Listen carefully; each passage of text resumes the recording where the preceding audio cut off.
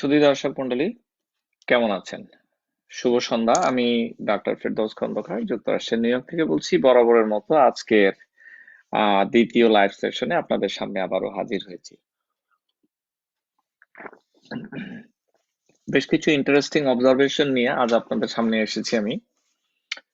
আমি একটি জিনিস লক্ষ্য করছি, আমাকে অনেকে খুব সূক্ষ্মভাবে দেখেন। ডাক্তার সাহেব, আজকে একটু কাশি কম, গতকালের কাশিটা জোরে ছিল। এই ব্যাপারগুলো আমাকে অবাক করে। আমি নিজেকে অতটা সূক্ষ্মভাবে দেখি না, কিন্তু আপনারা সবাই লক্ষ্য করেন। এই জন্য অসংখ্য ধন্যবাদ আহ, আপনাদের। অনেকে বলছেন, ডাক্তার সাহেব আমাকে মেসেজ দিয়েছেন আপনার চুলগুলো বড় হয়ে গেছে, আপনি তো এত বড় চুল রাখেন না। এইরকম মেসেজও এসেছে, খুব ইন্টারেস্টিং।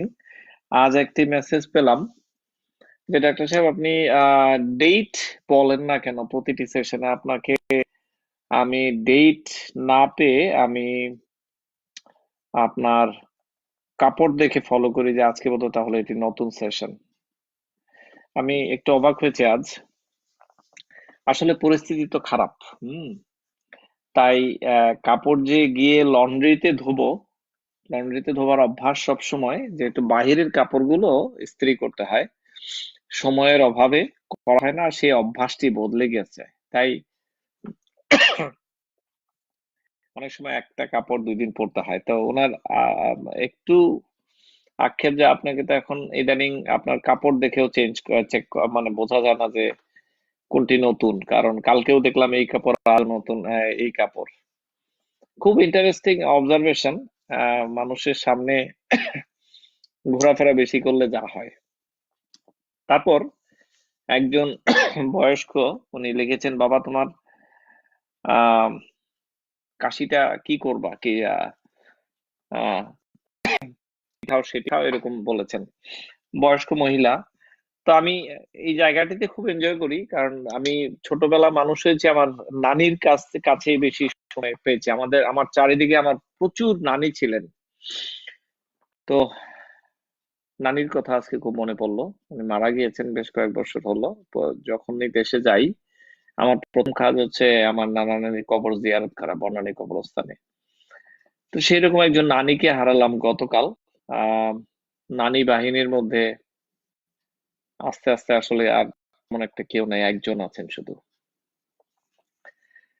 তো এই বয়স্করাই তাদের দিয়ে আমাকে বেঁচে গেছেন, সেটি আমি বিশ্বাস করি। আমার মা গ্রামে থাকেন, দেবিদ্বারে, কুমিল্লাতে। উনি যদিও যুক্তরাষ্ট্রের নাগরিক, কিন্তু উনি এই মুহূর্তে গ্রামে আছেন। তো ওনার কাছেও পর্যন্ত খবরটি চলে গিয়েছে যে টিপু ভাই উনি কাশের ব্যাপারটি কি। তো আজকে সকালে ঘুম থেকে উঠে দেখলাম যে আমার স্ত্রীর সাথে আমার মায়ের সেই রকম কথোপকথন চলছে, কেন কাশছে। এক। আর দুই, অনেকে বলেন যে আপনাকে সকালে এত সরব লাগে, রাতের সেশনে এত নীরব লাগে কেন, আপনার ভেতরে জীবন পায় না। খুব ইন্টারেস্টিং অবজারভেশন। তো রাতে বাসার লাইটটা একটু হলুদ লাইট, বাংলাদেশের সোডিয়াম লাইট, তাই একটু ডাল দেখায়। আর দিন শেষে কাজের পরেও তো প্রায় থাকি একটু টায়ার্ড, সেটিও হতে পারে। আলগা একটি লাইট লাগিয়েছে যেটি থেকে আমাকে ফর্সা দেখাতে পারে, কিন্তু সেটিও কাভার করছে না, কারণ ব্যাকগ্রাউন্ডটি ডাল। তো আসুন কথা বলি আজকে দিনটি কেমন শুরু হলো এবং যুক্তরাষ্ট্রের পরিস্থিতি নিয়ে। আমি সাধারণত সন্ধ্যার এই সেশনটি একটু বেশি লম্বা করি, কারণ যুক্তরাষ্ট্রের মানুষজন হয়তো কিছু আপডেট শোনার জন্য বসে থাকেন, এক। আর দুই হচ্ছে আহ আর দুই হচ্ছে রিয়াজউদ্দিন আহমেদ ফ্রম দেবী দলেশ্বর। আচ্ছা। তো দুই হচ্ছে কিছু ডাক্তার হিসেবে কিছু ইন্টারেস্টিং অবজারভেশন থাকে, ওগুলো হয়তো অনেকে শুনতে চান। তো আজকে দিনটি শুরু হয়েছে দুটি মৃত্যু দিয়ে। আমার নানি গতকাল মারা গিয়েছেন, ওনার আজকে দাফন হলো। এক, আমার খুব প্রাণপ্রিয় বাবা, উনি আমাদের মেডিকেল কলেজেরই একজন বড় ভাই। ওনার বোন নিউ ইয়র্কে থাকেন, বেশ সম্মানী ব্যক্তি, তাহেরা নাসরিন। উনি ইন্তেকাল করেছেন আজ। আহ দোয়া করবেন আপনারা ওনার জন্য। তো এই ব্যাপারটি নিয়ে খুব টেনশনে ছিলাম আজকে, কিভাবে দাফন হবে না হবে এগুলো। তারপর বরাবর অফিসে যাবার পর শত SMS আসা শুরু করলো, উত্তর দেওয়া শুরু করলাম। অনেকে হাসপাতালে, 2 মাস ধরে ওনার হাজবেন্ড হাসপাতালে ভর্তি। উনি কোনোভাবেই একটি অথেন্টিক সোর্স থেকে খবরটি পেতেন না। তো সেইটি নিয়ে আমি ডাক্তারের সাথে যোগাযোগ করলাম, তারপর সন্ধ্যা 8টার সময় খবর পেলাম যে অবস্থা ভালো নয়। তো ওনাকে পৌঁছে দেওয়ার চেষ্টা করলাম, খবরটি নাম্বারটি মনে হলো ভুল, আবার আগামীকাল গিয়ে আবার দিবে। তো এটিতে দুঃসংবাদ শেয়ার করা এখন একটি নৈমিত্তিক ব্যাপার হয়ে দাঁড়াচ্ছে। হুম। আহ, মৃত্যুর হার নিউ ইয়র্কে কমছে কিনা, আব্দুল মোমেন। তারপর হাউস কল, তো বাসায় গিয়ে দেখা। তারপর আমরা শিশু খাদ্য দিচ্ছি, আমাদের অফিস থেকে জ্যাকসন আসছে, আজকে বেশ কিছু মানুষ নিয়ে গিয়েছেন। আম, এটি এটিও খেয়াল করলাম। তাই আমরা ওয়াদা করেছিলাম যে চার্চ ম্যাকডোনাল্ড অ্যাভিনিউতে আমরা কিছু শিশু দেব, সেই জন্য আয়োজন সম্পন্ন করেছি অলরেডি। আজকে আমি নিজেই গিয়ে কিনে এনেছি শিশু খাদ্য, বা 100 মানুষ হবে প্রথম ধাপে। তো আগামীকাল প্যাকেজিং হবে, খুব সম্ভবত শনিবার দুপুরের পরে যাব হয়তো সে শিশু খাদ্য দেবার জন্য। এই তো আজকের আমার মোটামুটি কার্যকলাপ। তো আসুন এখন যুক্তরাষ্ট্রের খবরটি বলি। যুক্তরাষ্ট্রে যেটি চলছে, এখনো ম্যাসিভ আকারে মৃত্যুর ঘটনাগুলো চলছে, কিন্তু কমিউনিটিতে আমি পরিষ্কার দেখতে পাচ্ছি, মনে হচ্ছে বেশ স্থিতিশীল হয়ে এসেছে। অর্থাৎ নতুন আক্রান্ত করোনা রোগী বেশ কম। গত 5, 6, 7 দিন আগে আক্রান্ত হয়েছেন এমন রোগী দেখা যাচ্ছে মনে হচ্ছে। এটি দুইটি কারণ হতে হয়, আক্রান্ত হবার মতো বয়স নেই, অথবা এতটা সাবধানী হয়ে গিয়েছে যে এটি আর ছড়াচ্ছে না। দ্বিতীয়টি ট্রু আমি মনে করছি, মানুষ বেশ সচেতন। জিজ্ঞাসা করে আমি বাইরে যাচ্ছি কি করতে হবে, আমি অবাক হই, এবং এইটি প্রয়োজন ছিল। বাংলাদেশবাসীকে বলছি, আপনারা ঠিক এই লাইনেই চলতে হবে, না হলে কিন্তু হবে না। তো যাই হোক, আউটডোরে অর্থাৎ ম্যাসিভ আকারে মানুষ যারা বাহিরে থাকে, তাদের জন্য বলছি, তাদের এই হবার হবার ঘটনা কিছুটা কমে এসেছে। আকিব, আমাকে একটু চা দিও বাবা। ওকে। তো তারপর এটি একটি সুখবর, কিন্তু দুঃসংবাদ হচ্ছে, অনেকে বলবেন তবে আহ দুঃসংবাদ হচ্ছে যে এত মানুষ তবে মরছে কেন? সবার একই কথা, কেন এত মানুষ মরবে? হ্যাঁ, এটি দেখুন, আমি এটি নিয়ে আমি হাসপাতালের ডাক্তার, আমিও দেখেছি, আমার হাসপাতালে কলিগদের সাথে আজ কথা বলেছি যারা সারাদিন হাসপাতালে কাটায়। হাসপাতালে মানুষের সংখ্যা একটি হাসপাতালে 200 বা 250, তাকে দিয়ে দেওয়া হয়েছে 1600 রোগী। আপনি বলেন হাসপাতালের ডাক্তাররা কি করবে? আপনি মেট্রিক পরীক্ষা দিতে পারেন 10টি সাবজেক্ট, আপনি বললেন 25টি সাবজেক্ট, তো সেই ছাত্র তো ফেল করবেই। ব্যাপারটি তো তাই, তাই না? আপনি যখন একটি হাসপাতালে ঢুকবেন, emergency room intensive care unit হয়ে গেছে। একটি সাধারণ অল্প কিছু মানুষ ওখানে থাকে, এরপর করোনা সাসপেক্টেড, যাদের করোনা হতে পারে, আরেকটি হলো করোনা হয়ে গিয়েছে মনে হচ্ছে ডেফিনিট, আরেকটি হচ্ছে আইসিইউ। এবং এই ইমার্জেন্সি রুমে গেলে দেখা যায় যে সাধারণত 15টি বেড, সেখানে 40টি বেড, তার মধ্যে 25 বেড আইসিইউ। কোনোভাবেই সম্ভব না এটি। তারপর হাসপাতালে রেগুলার ফ্লো দেখা যায় যে কঠিন রোগীরা বসে আছে, আইসিইউতে যাবে, সিরিয়ালের জন্য বসে আছে, অনেককে ওখানেই ভেন্টিলেটর মেশিনে দিয়ে দেওয়া হয়েছে। তো একজন লিখেছেন ক্যামেরার সামনে দেখা যাচ্ছে না, কিন্তু আমার তো দেখা যাচ্ছে।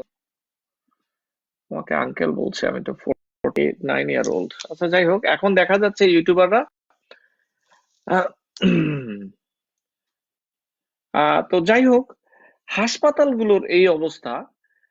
আইসিইউ বেড তো বললাম, তারা আইসিইউ তে ঢুকেছে। তো এখন তিনি যেটি বললেন ডাক্তার সাহেব,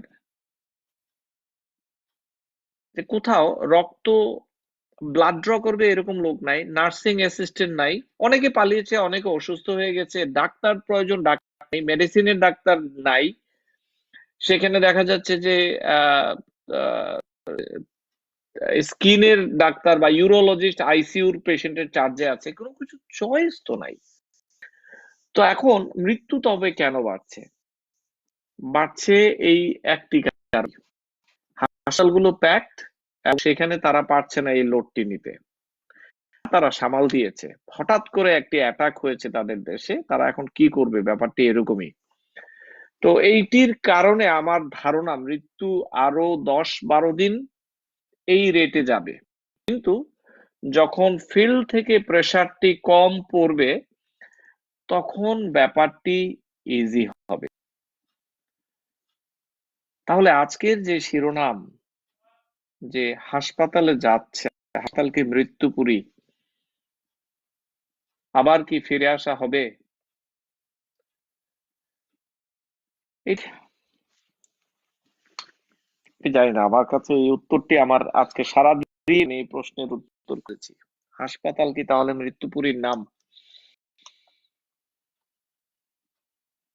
অনেকে হাসপাতালে যাচ্ছে, আপনি জানেন তার ফেরতই আসবেন না। আত্মীয় বা ছেলে মেয়ে অ্যাম্বুলেন্সের হাতে বাসা থেকে,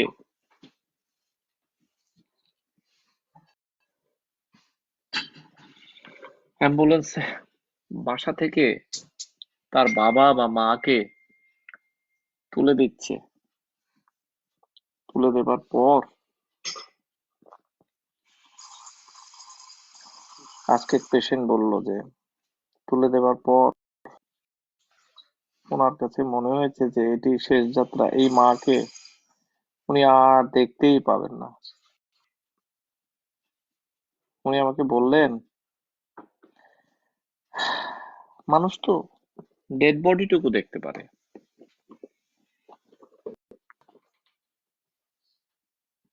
আমি তো বাড়ি থেকে বিদায় দিলাম মাকে, এই মাকে আমি আর দেখতেই পারবো না। হাসপাতালে গেল, তারপর ওখানে মৃত্যুবরণ করলো 1 সপ্তাহ পরে।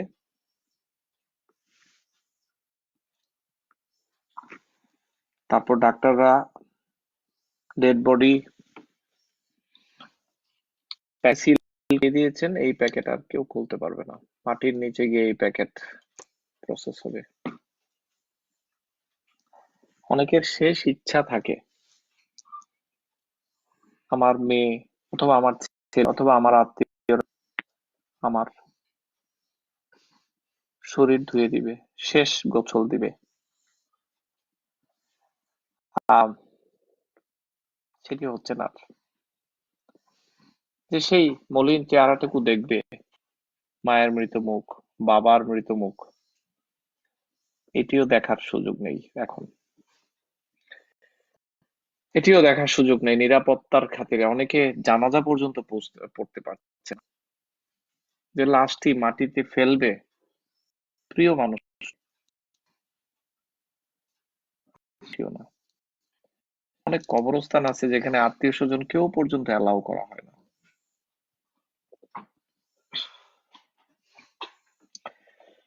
কঠিন বাস্তবতার সামনে আমরা আছি,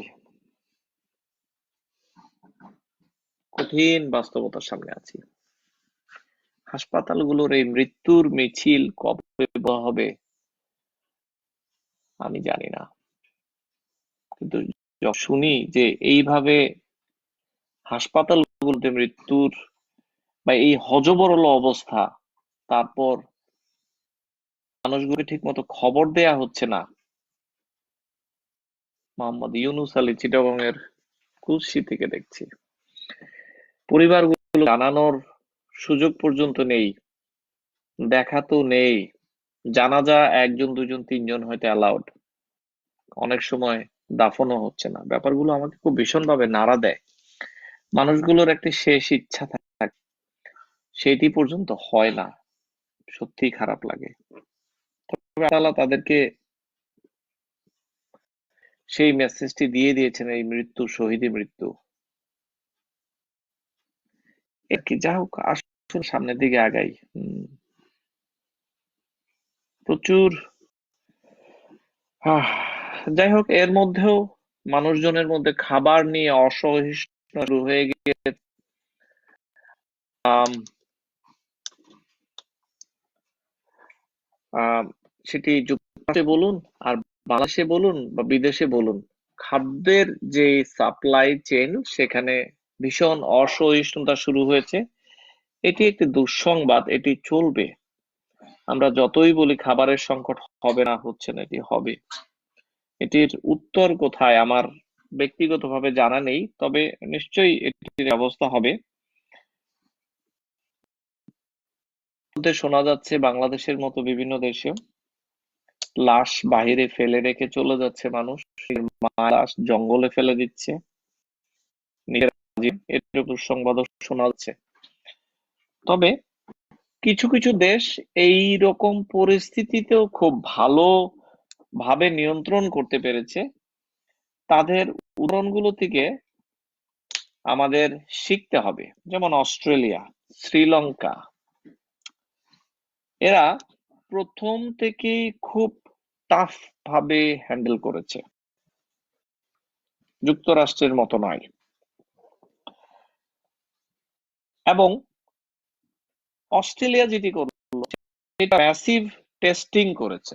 অর্থাৎ টেস্টেই আপনারা বিশ্বাস করুন, ডাব্লিউএইচ এর টেস্ট অথবা আমেরিকান টেস্টিং অথবা সিসি টেস্টিং বা চাইনিজ টেস্টিং, আপনাকে এই টেস্টিং ফ্যাসিলিটি ম্যাসিভ আকারে দিয়ে হবে, এইটি মানতে হবে। এইটি কি করছেন সেটি হলো কথা। বাংলাদেশ সরকার খুলছেন, টেস্টিং সাইট বাড়িয়েছেন, কিন্তু টেস্টিং এর জন্য যে টেকনোলজি, বাড়িতে স্যাম্পল করবেন 16 কোটি মানুষের জন্য, ঠিক বলে মনে হয় না।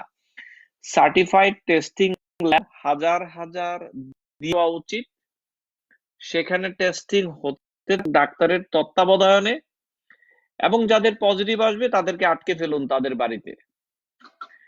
এইটি অস্ট্রেলিয়া সাকসেসফুল হয়েছে, যেই জায়গাতে মৃত্যু এবং মরণের হার কন্ট্রোল হয়ে গেছে, শুরুর আগেই কন্ট্রোল। প্রিয় বাংলাদেশ, আপনারা যারা বাংলাদেশে আইন প্রণয়তা তাদের কাছে বলছি, এখনো এই টেস্টিং এরই বিশ্বাস করুন, টেস্টিং সেন্টার দিয়ে দিন।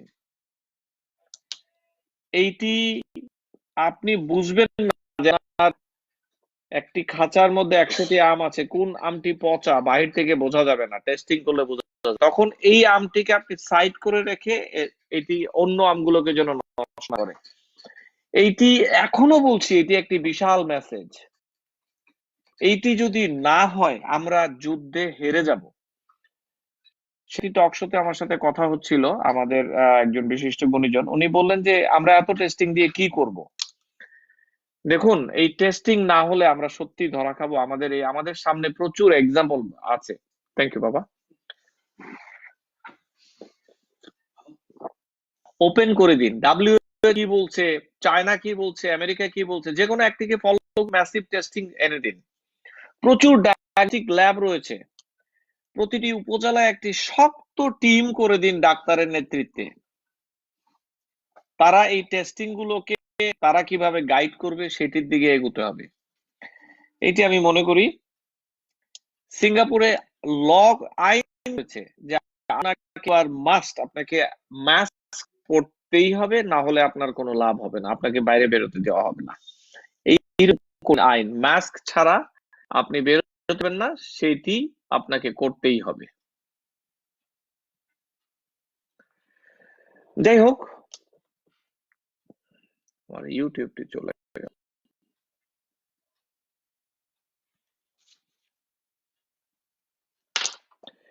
ওকে, যা বলছিলাম, আজকে বাংলাদেশে একজন চিকিৎসক মৃত্যু হলো, দুঃখজনক। কিন্তু চিকিৎসক ভাই বোনদের বলতে চাই, বা যারা স্বাস্থ্য সেবায় আছেন তাদেরকে বলতে চাই যে মাঠ ছাড়া যাবে না। আপনাদের কাছে অনুরোধ, এইরকম পরিস্থিতিতে আমরাও যুক্তরাষ্ট্রে পড়েছি, চাকরি তো চাকরি করতেই হবে। এটি শুধু পেশা নয়, এটি একটি নেশাও। আপনি কমিটমেন্ট করেছেন, ওয়াদা করেছেন, খুব বেশি এইরকম পেশা নেই যেখানে আপনাকে ওয়াদা করে ঢুকতে হবে। এটি ভীষণভাবে মাঠ ছেড়ে দিলে বাংলাদেশ শেষ হয়ে যাবে। নিজেদের রক্ষা আপনাদের নিজেদেরই করতে হবে, এইটি মনে রাখবেন। কিভাবে করবেন? ভেন্টিলেটর ইউনিট আপনাদের হাসপাতালগুলোতে সাধারণ সার্জারি হয়, তখন তো ভেন্টিলেটর ইউনিট নিয়ে কেউ কথা বলেন না। কিন্তু এখন যখন এই অবস্থা আসবে, তখন যারা ইউটিউবে আছেন তাদেরকে বলছি, আপনারা বোধহয় দেখতে পাচ্ছেন, আপনারা আমার ফেসবুকে আসতে পারেন, ডক্টর ফেরদৌস ইউএসএ। হ্যাঁ, তো যা বলছি, ডাক্তার সাহেবরা নিজেদেরকেই রক্ষা করতে হবে। আপনাদের নিজেরাই নিজেদের পিপি বানিয়ে নিন, নিজেরা কতটুকু ডিস্টেন্স মেনটেন করবেন এটি ভাবুন। কিন্তু মাঠ ছাড়া যাবে না, হাসপাতাল ছেড়ে চলে যাওয়া যাবে না, আপনাদেরকে মাঠে থাকতেই হবে, এটি আমি বিশ্বাস করি।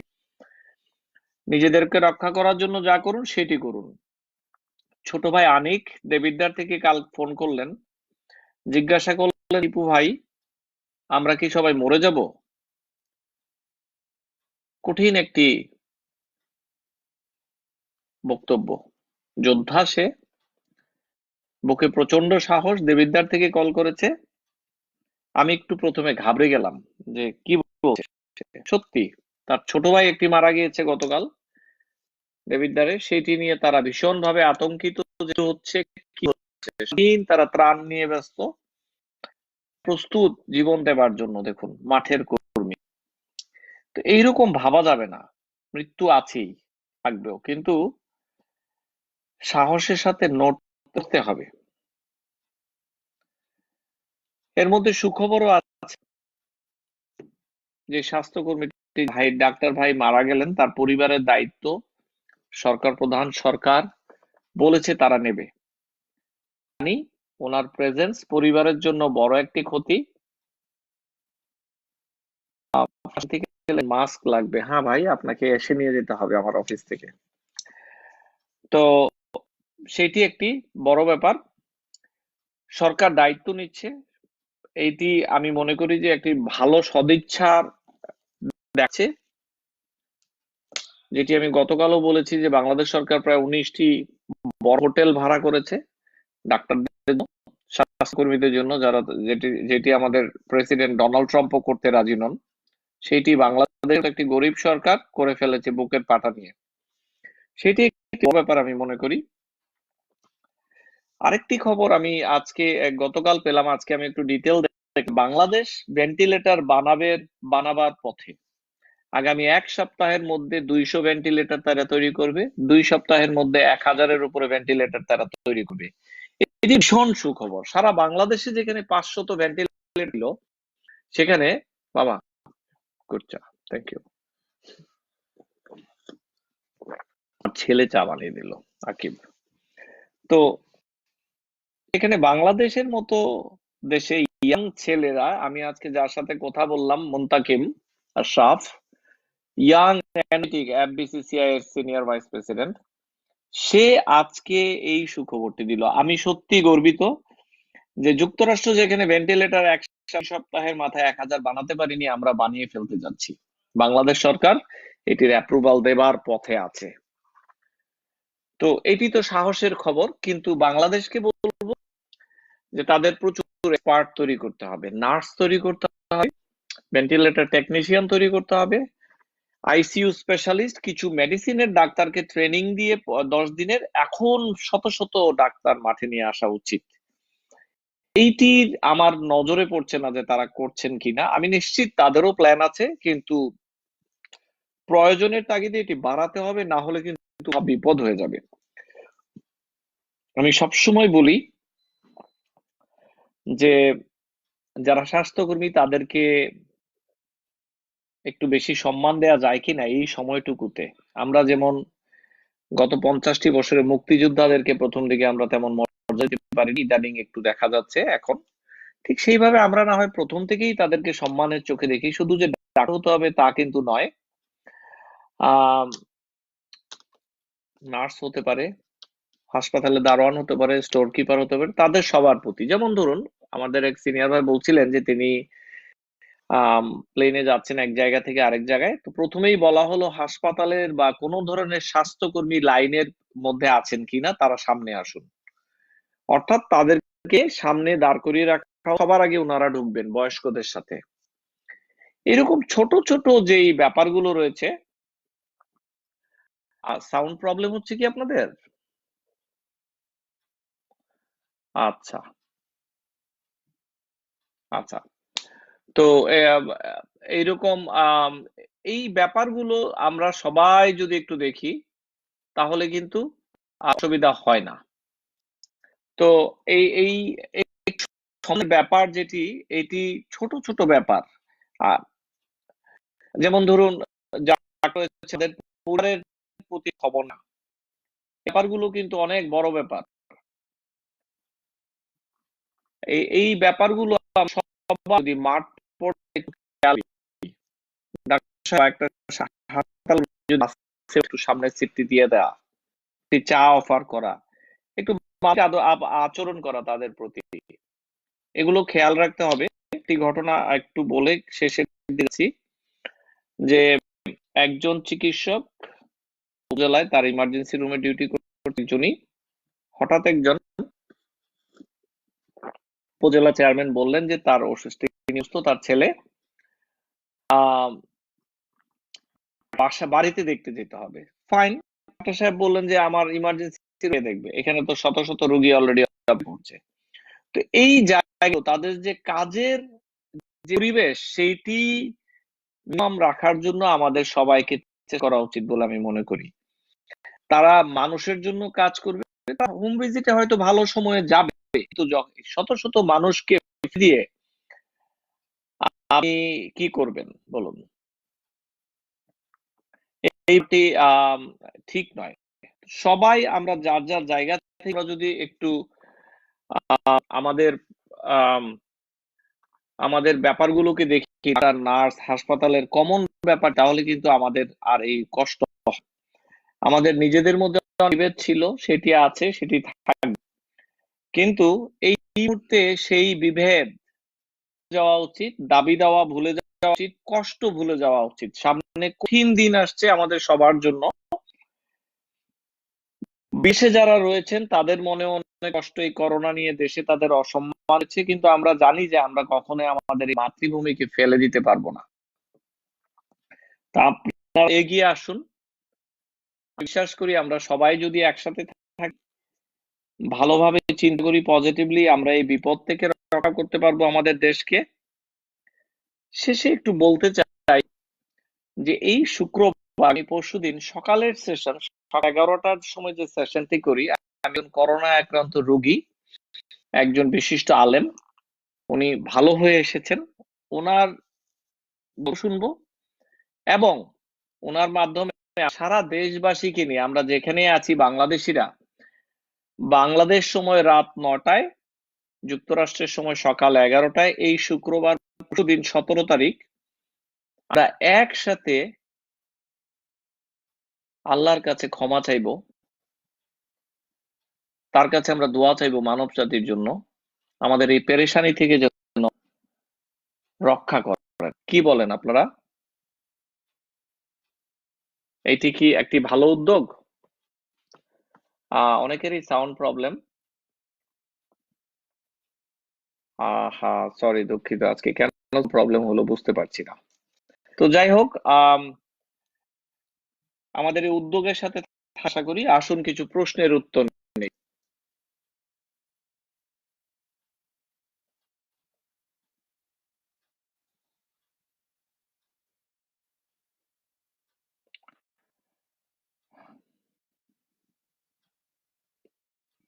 করোনাতে ডক্সিসাইক্লিন, এরিথ্রোমাইসিন ইউজ করা যাবে কিনা?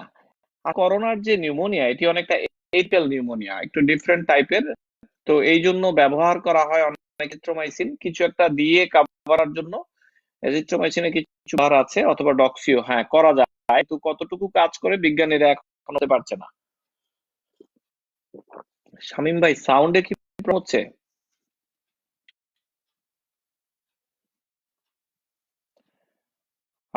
তারপর আম,